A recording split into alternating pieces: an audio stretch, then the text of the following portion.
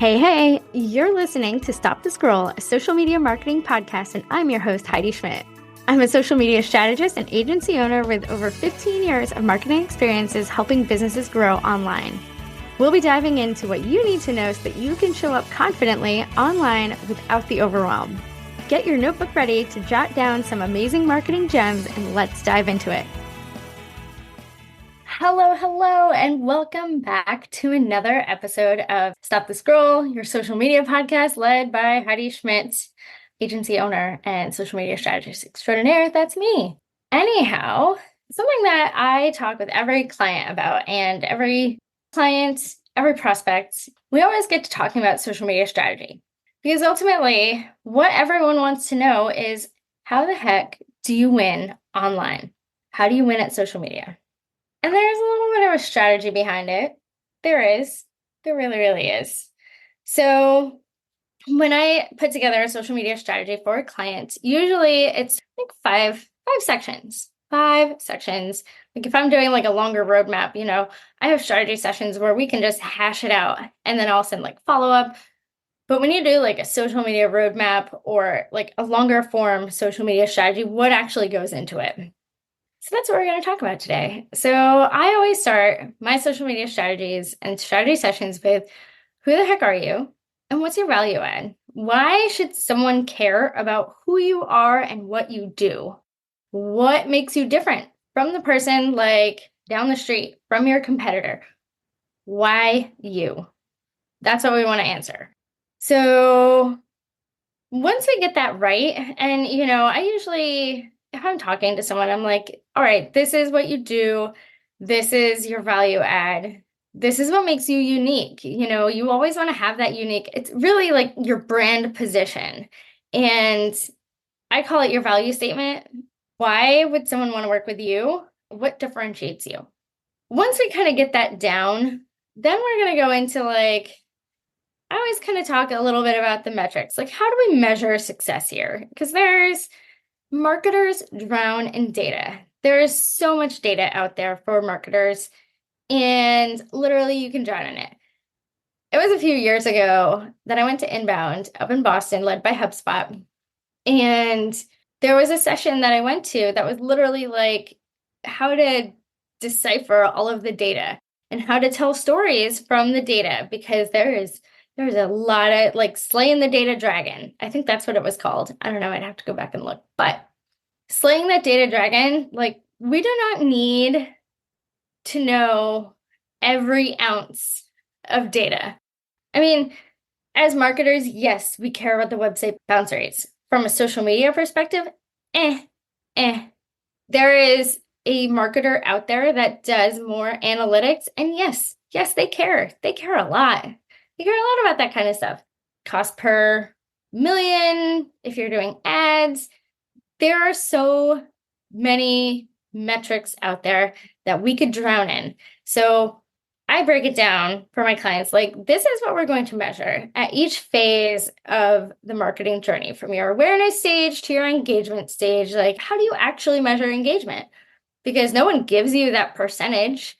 I mean, I'm sure there's social media content planners out there that do, but how do you actually know? What do you look for? You look for saves, you look at likes, you look at shares, you look at those things. And there are some platforms that do a better job at sharing those metrics than others. But we look at those and you measure the likes, you measure the shares, and you kind of divide that by how many unique accounts you reached. And that gives you a rough estimate of your engagement rate. There's also other tools that will do it for you. But you want to know, because industry-wise, we look for a 2 to 6% engagement rate. And that's kind of a quote-unquote healthy engagement rate. So then we look at, how do you actually measure conversions on social media? Well, we measure traffic to your website. We measure, okay, are we getting DMs? And it's different for every business. Those are kind of the top 2, like website clicks. You can look at your Google Analytics to see traffic from social media. So each brand is different in the metrics that you're going to analyze. And when we do a strategy, we tend to look like, okay, these are the metrics that are really going to matter for you. From there, we deep dive. We deep dive into your audience because ultimately it really, once you kind of know your brand positioning, your value add, what differentiates you from your competitors, you want to know who you're marketing to. I've said this before. If you think that you're marketing to everyone, you are actually marketing to no one. And I've worked with clients who are like, oh no, it's really like any woman or man who would want my services. No, that's wrong. That is 100% wrong. Like, you know your ideal audience, whether or not you can pinpoint who that is. But when we do an audience deep dive, we look at what they need. What is sparking their interest in you? What is making them search for you? We look at their pain points. What problems do you solve for them? Are there problems that you solve? Or ideally, yes, everyone solves some sort of problem, whether you're a product, whether you're a service offering. I solve the problem for busy business owners who want to outsource their social media because they are overwhelmed. They need someone to do it for them. That's my audience. Most of them are women-owned businesses, usually in like the at least 6-figure range, sometimes 7 figures. And they want to have confidence that it's just taken care of. So when you think about your audience, you want to think about what's the problem that I'm solving for them? Why do they need me? Because for my audience, like they want to spend time doing the actual work. They want to spend time with their clients. They want to spend time doing the work that they're passionate about. They don't want to spend time posting on Instagram each day. And they probably overthink their content. A lot of my clients used to. And then you kind of get into the demographics because demographics tell us a lot about where they hang out online, like their age. Like if you are marketing to the Zoomers, to Gen Z, like you need to be on TikTok. You don't need to be on Facebook. So demographics tell us a lot about where you need to be on social media. You don't need to be everywhere. You do not need to be everywhere. I promise you, if you think that you need to be on all of the social media platforms, I promise you, you do not. You don't. Straight up. But knowing their demographic, knowing their age range, it tells us a lot about their internet activities, like how they spend time online. Like, okay, yeah, they're probably on Facebook, but what are they actually doing there? So we deep dive into that because demographics matter. And then we talk about, what are the marketing challenges for this specific audience? What are the challenges that we're going to have reaching them? Is it going to be trust thing? Because then we need to have a lot of trust building content. Is it going to be just reaching them because there's a lot of competitors in the space? Okay, well, we need to consider that also. So that's why we deep dive into your audience.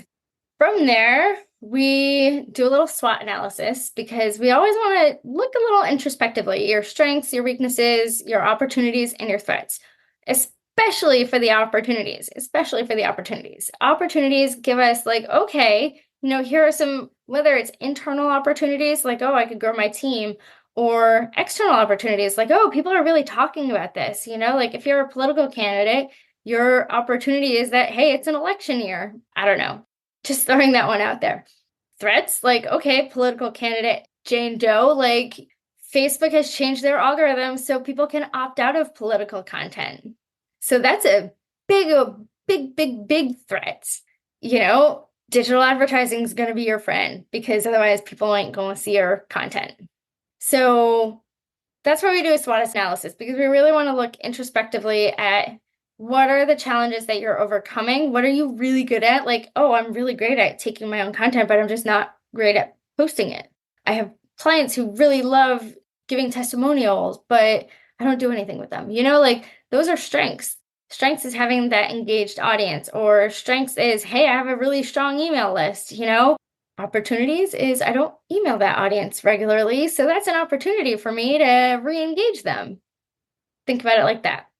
And then we do a kind of market analysis. I tend to look at 3 to 4 competitors. 3 to 5 is really the sweet spot.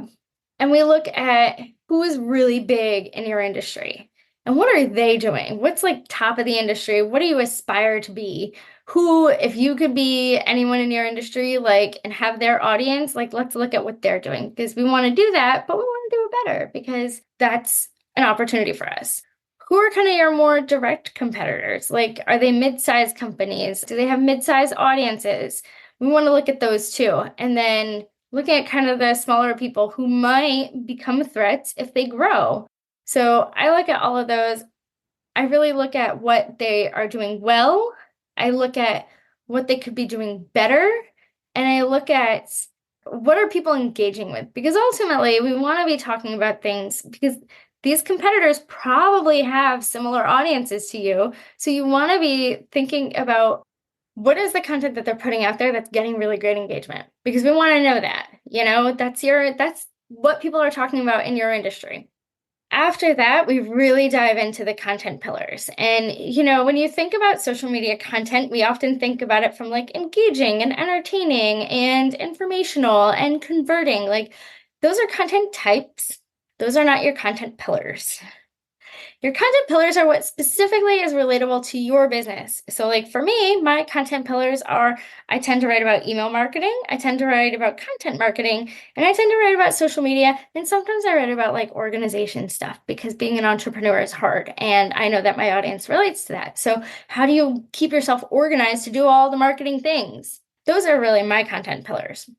So, I have one client who is a psychotherapist, and her content pillars are her about us, it's sharing her practitioner, sharing her services, all that kind of stuff, like that top level, like this is us. And their brand name is the content pillar. And then they have their, service one and people who would benefit from that service, it's like an IOP thing. And so sobriety and really hard challenges that they're overcoming, those kind of things, that's a content pillar. And then family and just overall mental health is another content pillar. So like generic mental health stuff, inspirational stuff, things that are going to make people just feel better. That's just kind of an example. That's not actually all of her content pillars, but when you think about content pillars, you want to think about those topics that really relate back to your business. And then under those content pillars, that's when you have the entertaining and the educational and things that are going to convert. So those are your content pillars. And we deep dive into those into strategy sessions. Whenever I have a strategy session with a client, I tend to give them like, hey, here are some examples of your content pillars and content topics and all that kind of fun stuff. So once you have that, oftentimes I will give some best practices as well. Really, the content pillars and the content ideas are the meat and bones of any social media strategy because you want to know what to post about, right? Like if you're hiring someone to do your social media strategy, you're like, I don't know what to post. I don't know how to do this social media thing. I don't know how to be successful at it. Like where do I even begin? So that's the meat and bones. And anyone who tells you differently is don't work with them. Anyone who offers social media strategies that I've seen in the industry always, always, always talk about content pillars and content ideas and all that stuff, because that's really the meat and bones, like I said. Obviously, there's engagement best practices. I tend to share all that stuff with my clients. Usually, if they're coming to me for a strategy, they're not interested in outsourcing. But they want to know what to do. Like, what do I do? What do I do? So I always tell them, like, here are the best practices. Here are the best times to post. Here are the best content formats to post. Here's the content that's going to perform well. Here are reels, If there was someone who wanted to come to me and was like, hey, I don't know how to be successful at Reels. Can you help me find some audio and come up with some ideas? Absolutely, I would 100% do that. It's not really included in my social media strategies, but it could be. It all depends on where you want to spend your time and where you want to spend your effort. Because as my business coach says, you're in charge of two things, your attitude and your effort. But in the marketing space, you are in charge of two things. You are in charge of your time and the effort. So making time for marketing, making time for yourself to market your business is a BFD. And if you're not doing that, then you're not doing the things. So you need to make time for yourself. And you're in charge of the effort that you put in when you do set aside that time. What is going to get you the most bang for your buck? Like what's going to have the most opportunity to deliver you results? So I always end my social media strategies with recommended next steps. Like, hey, what are the recommended next steps? Okay, start with a content calendar. Start with map out your first month of content. If there's things that need to be done on the website to really like, hey, your social media networks aren't even on your website. Like, put them on your website. Audit your accounts. That's another thing that I try to include in my social media strategies is kind of an audit of, whether it's your Instagram account, whether it's your LinkedIn account, like what are kind of some of the best practices that you're missing out on? Like, is your Instagram profile not optimized? Does it not even have the keyword of the service or the product that you offer? Because all of that matters. That's top level stuff that matters intensely to your social media presence. So that's really what goes into a social media strategy. If you have never thought about a strategy, I encourage you to just kind of like do that exercise. I have a social media strategy planner linked in the show notes. Feel free to download it. It kind of gives you some ideas. It walks you through some of those exercises, gives you some questions to answer about your audience. It gives you a place to kind of come up with some content ideas, all that kind of fun stuff.